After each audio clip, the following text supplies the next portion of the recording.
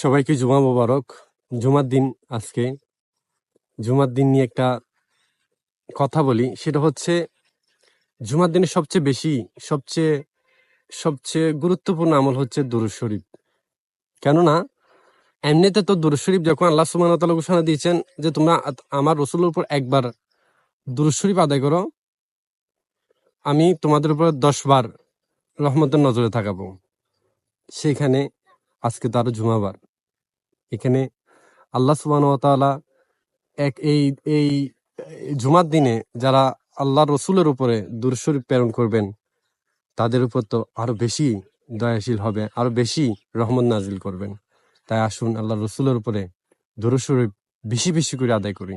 আল্লাহ রসুলের শাফাত নসিব যেন আমাদের সবার হয়, সেই তৌফিক দান করুক আল্লাহ। এই পর্যন্ত আজকের ভিডিওটি। নতুন কোনো ভিডিও নিয়ে নতুন কোনো সময়ে চলে আসবো।